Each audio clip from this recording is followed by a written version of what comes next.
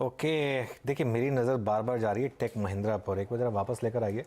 अच्छा, प्रोफेसर साहब बता रहे हैं कि दोपहर के शो में राजेश पालवे जी ने एक टारगेट दिया था इसके ऊपर, वो हिट हुआ है। लेकिन ये देखिए, आज बहुत टाइम के बाद ये अपना 200 day simple moving average cross करने जा रहा है।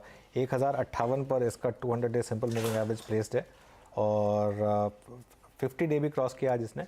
और लेकिन 200 डे मूविंग एवरेज आज बहुत टाइम के बाद, वो देखिए वो जो रेड लाइन है आपको दिखाई देगी, वो इसको क्रॉस करने जा रहा है। अच्छा, एक चीज़ आपको नोटिस करेंगे इस चार्ट में, इस पूरी रिकवरी में टेक महिंद्रा ने अंडर परफॉर्म किया था, इनफैक्ट काफ़ी अंडर परफॉर्म किया था। ये स्टॉक अभी भी अपने 52 वीक लो से, आज की रैली के बाद भी, आज 5.5% रैली है, 52 वीक लो से सिर्फ 12% ऊपर है। मतलब आज से पहले 52 वीक लो से सिर्फ 7% की रैली आई थी हर्षिता। और टेक महिंद्रा आई थिंक एक इकलौता आईटी स्टॉक है जो अब प्री कोविड वैल्यूएशन पर अवेलेबल है। आई थिंक टेक महिंद्रा और शायद विप्रो भी उस मामले में यहाँ पर एटलीस्ट एक वैल्यूएशन कंफर्ट है शायद। तो इस वजह से गौरांग, कोई व्यू इस पर टेक महिंद्रा पर?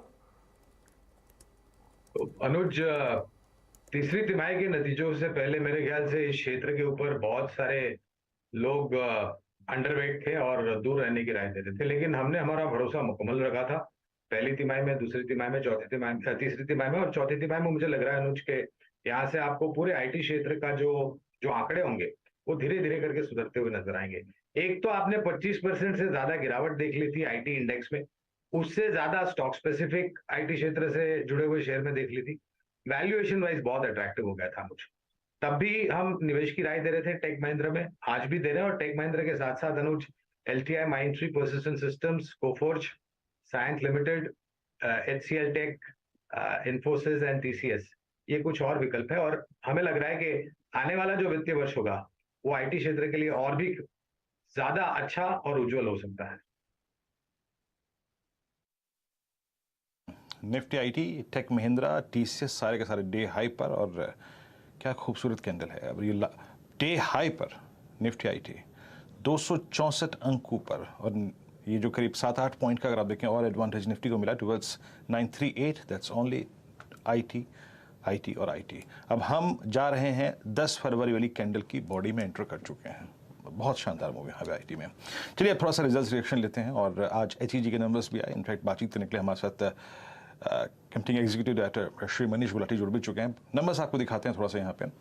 नेट प्रॉफिट यहाँ पे अगर आप देखें करीब 8.25% गिर के 107 करोड़ रुपए रहा। रेवेन्यू करीब 11.25% डाउन था इस बार, करीब 530 करोड़ रुपए। और मार्जिन्स लगभग यहाँ पर 24.9% की ट्रेजेक्टरी में 26.1 के तुलना में। मिस्टर गुलाटी, नमस्कार, कार्यक्रम में स्वागत है सर। एग्जैक्टली नंबर्स पे एक जो मेटल्स साइकिल में जो स्लो डाउन है ग्लोबली, उसका एक प्रभाव दिखाई दे रहा है। वॉल्यूम्स थोड़े थिन पड़े हैं इस बार। और एग्जैक्टली डिमांड एनवायरनमेंट है कैसा, पहले तो मैं ये पूछना चाहूँगा। और जो ग्रेफाइट इलेक्ट्रोड्स की डिमांड है वो आपको Q4 में जाते जाते सर कैसी नज़र आ रही है अब? जी नमस्कार। देखिए, जब ये साल, जब फाइनेंशियल ईयर स्टार्ट हुआ था तो पहले क्वार्टर में हम कैपेसिटी यूटिलाइजेशन और 90s में था, मतलब सेल्स पॉइंट ऑफ व्यू से भी और प्रोडक्शन पॉइंट ऑफ व्यू से भी। नेक्स्ट क्वार्टर में हम अर्ली 70s में आए। अब इस Q3 में हम अर्ली 60s के कैपेसिटी यूटिलाइजेशन हमने किया। Q4 में बेहतर होने की उम्मीद है। एंड ऑफ कोर्स ये जो ग्लोबल इवेंट है जो चल रहा है, रशिया यूक्रेन वॉर, जिसकी वजह से जो बिजली के दाम बढ़े, एनर्जी के दाम बढ़े, उसकी वजह से ये ड्रैग है। बट इसमें पॉजिटिव बात हमारे लिए ये है कि जो डीकार्बनाइजेशन की बात चल रही है वो it is happening sooner than expected. जो नई इलेक्ट्रिक आर्क फर्नेसेस अमेरिका में अनाउंस हुई हैं 20 मिलियन टन की, उसमें 7 million ton already on stream आ गया है और अगले 2 साल में बैलेंस 13 मिलियन टन उसमें आएगा। यूरोप में भी जो ब्लास्ट फर्नेस का कन्वर्जन चल रहा है इलेक्ट्रिक आर्क फर्नेस में, उसमें भी हमारी डिमांड बढ़ेगी आने वाले सालों में।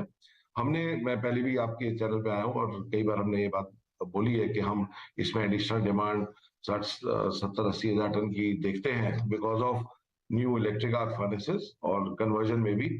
और एक सबसे बड़े इंडस्ट्री प्लेयर ने भी अभी कुछ दिन पहले बताया कि भाई उनका एस्टिमेट जो है वो 2 लाख टन बोलते हैं कि डिमांड बढ़ेगी 2030 तक।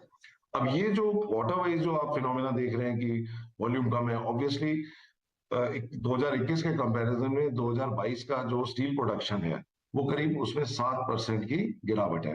तो डेफिनेटली वो कहीं ना कहीं उसमें असर करती है। बट हम फिर भी ऐसे माहौल में भी अपने मार्जिन्स को प्रोटेक्ट कर पा रहे हैं रीजनेबली वेल।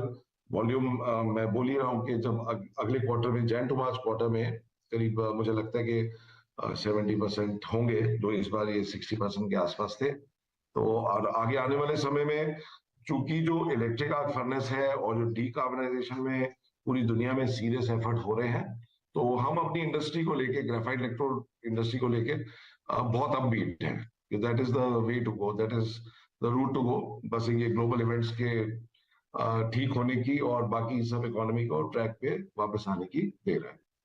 ग्रेफाइट इलेक्ट्रोड के प्राइसेस यहाँ से गोइंग फॉरवर्ड किस रेंज में रहते हुए दिखाई देंगे, अगर उसका एक अंदाजा हमें दे सके? और आपका लार्जली जो नीडल कोक के प्राइसेस है, जो एक की रॉ मटेरियल है, उससे क्या इंडिकेशन मिल रहा है? देखिए, थोड़ा इलेक्ट्रोड के प्राइस में अब थोड़ा सा प्रेशर आ रहा है, लेकिन साथ में साथ अच्छी बात यह है कि नीडल कोक प्राइस भी थोड़े से मार्जिनल ही रहे हैं। जैसे मार्जिनली हमें प्राइस में दिख रहा है कि प्रेशर है, क्योंकि कैपेसिटी यूटिलाइजेशन सबके लो है, तो every company is trying to sell that extra ton. But same thing we are experiencing from the needle coke side, कि जो इस साल में अब नीडल कोक में हम देख रहे हैं कि टुवर्ड्स एंड आते आते उन्होंने स्लाइट एक प्राइस एडजस्टमेंट नीडल कोक में भी हो रहा है। तो हम जो स्प्रेड की बात करते हैं कि जो हमारा इलेक्ट्रोड का दाम है माइनस जो रॉ मटेरियल का दाम है, वो फिर भी थोड़ा ठीक है अभी।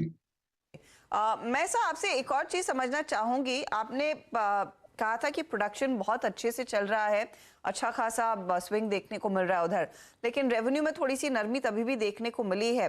अब कुछ इन्वेंट्री है हाथ में जो आप ऑफलोड करेंगे इन द कमिंग क्वार्टर, क्या उसका कुछ इम्पैक्ट है या फिर कोई और कारण है? देखिए, आने वाले समय में जैसे कि मैंने बोला कि हम बहुत पॉजिटिवली देखते हैं अपने काम को, अपनी इंडस्ट्री को। तो जैसे हमारी इंडस्ट्री में यूजुअली हर कंपनी, हर प्लांट के पास 1 महीने की वर्किंग इन्वेंट्री होती ही होती है, तो वो 1 महीने से बढ़ के करीब 2 महीने के आसपास है। लेकिन वो कोई मैटर ऑफ कंसर्न नहीं है, रैदर उसमें हमें लगता है कि जब ये मार्केट इंप्रूव होगी, एटलीस्ट हमारे पास एक अपॉर्चुनिटी होगी, we will have some ready material to sell. Okay mister Gulati, जैसे कि आपने कहा कि हमें कैपेसिटी यूटिलाइजेशन अप्रॉक्सीमेटली 60% की रेंज में है, और उसको देखते हुए मेरे ख्याल से एक निर्णय आपने पहले लिया था to defer your expansion plans. अभी स्थिति क्या है? वो एक्सपेंशन प्लान डेफर करके कहाँ तक गए, और क्या वो अब वो शायद जो अप्रैल 2023 की ट्रेजेक्टरी बताई थी आपने, गाइड की थी, क्या उस समय होगा, या फिर जिस प्रकार की कैपेसिटी यूटिलाइजेशन काफ़ी कम है आप उसको भी डेफर कर सकते हैं? देखिए, जब हमने एक्सपेंशन प्लान स्टार्ट किया था उसी समय ये कोविड वगैरह आया था, उसकी वजह से जरूर हमने उसको कुछ समय के लिए ऑब्जर्वेशन के लिए रोका था। बट उसके बाद since 2021, early 2021 we have been going on full swing with construction. And जो भी हमारी 5 प्रोसेसेस हैं उसमें 3 शॉप्स तो ऑलरेडी अंडर प्रोडक्शन है, चौथी जो है वो इस महीने के एंड में प्रोडक्शन स्टार्ट हो जाएगा।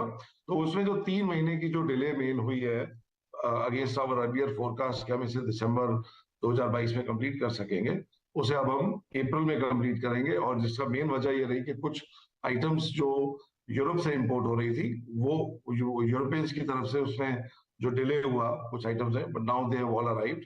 एंड हमारा एक्सपेंशन फुल स्विंग पे चल रहा है, एंड अप्रैल में हमारा पूरा इंटेंशन है इसको कंप्लीट कर लेने का। ओके मिस्टर गुलाटी, बहुत बहुत शुक्रिया आप इस कार्यक्रम में शामिल हुए, और सभी पक्षों पे लेके, डिमांड को लेके, वॉल्यूम्स को लेके, प्राइसिंग को लेके और एक्सपेंशन फ्रंट पे अगर आपने टिप्पणियां की, सर बहुत बहुत शुक्रिया इस कार्यक्रम में शामिल होने के लिए। शुक्रिया। Best of luck for next quarter sir. Thank you.